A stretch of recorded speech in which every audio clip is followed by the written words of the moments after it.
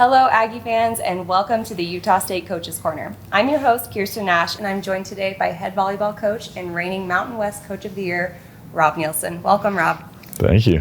You closed out last season with wins over Colorado State and Wyoming to clinch a share of the 2021 Mountain West Championship, the first in program history. How has that contributed to expectations for this season? It's always interesting how you deal with a rise in expectations. Obviously, we want to be better. We have big goals, right? We want to make runs in the NCAA tournament. We've brought in a lot of great players that we feel like are going to contribute to further success.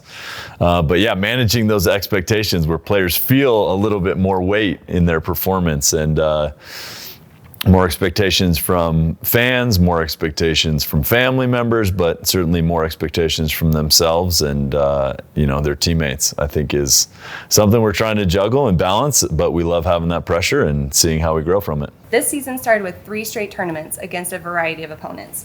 How does that help you this early in the season, and what do you expect the team to take from those experiences? As a coaching staff, we sat down and looked at the talent that we were going to be playing. 3 teams in the top 15. Cincinnati is an outstanding team, going to be a top 50 program. Cal Poly is a top program in the country, right? Great in the Big West Conference. And so, and then going on the road to, playing BYU, playing Pitt, and then going to Oregon State, playing in a Pac-12 venue. And we knew that we were going to be tested in a lot of different ways. And for us, it was about what questions do we need to answer and will we need to answer to make a run in December. I've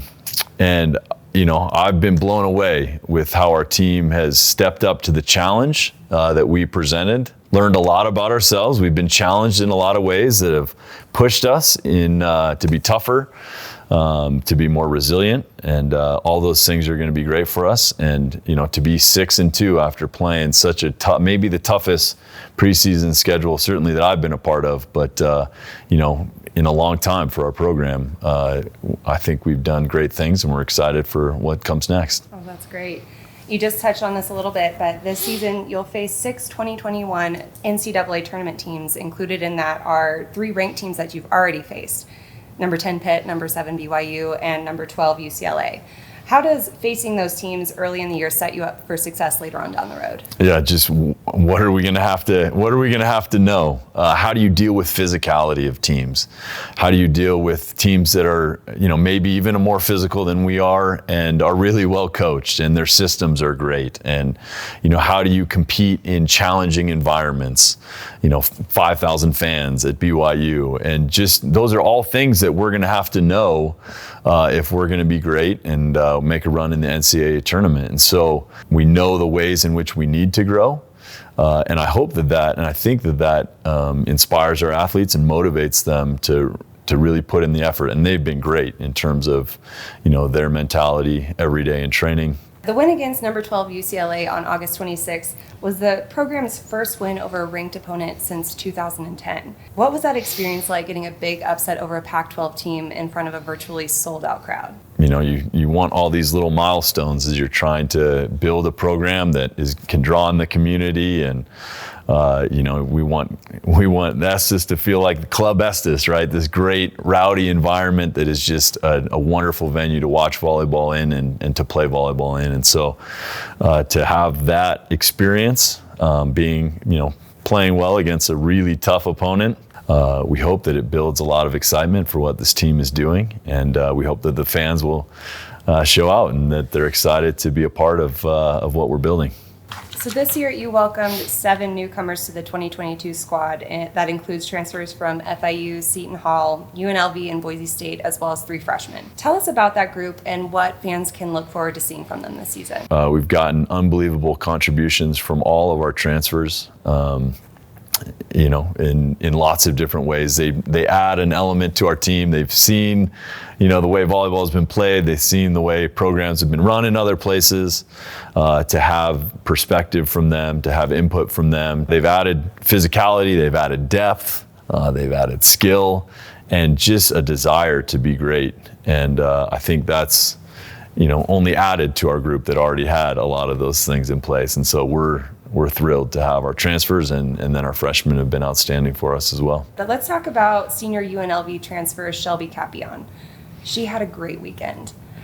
She was named the tournament MVP of the A6 Invitational at Oregon State after leading the Aggies with 32 kills, averaging 3%. How valuable is her experience coming from another Mountain West team as you head into the conference season? Yeah, Shelby's been phenomenal for a long time, and I think it's just because she is a great volleyball player. She was all conference during the COVID season. She was all tournament last year during UNLV's run in the NIVC. And then she was all tournament the prior weekend when we played against BYU, against Pitt, had a phenomenal weekend playing against really top tier opponents.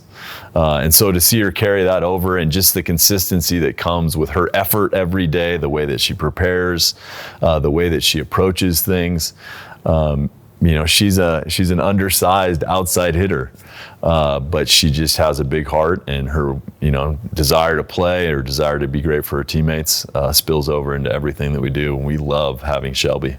This week, you close out the non-conference schedule with 3 in-state matchups against Utah Valley, Weber State, and Utah. How does this last week of non-conference prepare you for the upcoming conference slate? Playing tough, disciplined teams. Utah's receiving votes. Utah Valley will be a top program in their conference, and same with Weber State. And so, they're physical, they're talented, and they're really well coached. This is a great test for us, and we're excited for one more home match tomorrow in this non-conference slate before we get going in our conference season. So, we love playing the teams in Utah. Got great relationships with the coaches, and so we're excited to go test ourselves against some great competition this week. The word around Cache Valley is that your chickens are escape artists. How's that been going? We have 10 chickens right next to our house.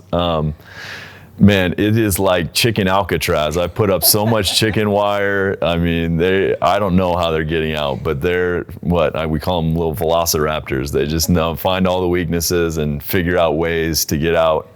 And the previous basketball coach, Coach Smith, used to live right next door to me. Mm-hmm. And my chickens would go out and dig up his garden beds, and his poor wife was so patient and so kind with us. But we're working on it. We might need to make a few more reinforcements, but when I get home from work and I see them in the yard, man, it's a little disheartening. They're getting the best of me. Well, good luck with that. Please keep us updated on that over the season. All right. That's all the time we have for today. Thank you, Rob, for joining the Utah State Coaches Corner. Aggie fans, don't forget that the Utah State volleyball team is back in action tomorrow at 7 p.m. in the Wayne Estes Center. Go Aggies.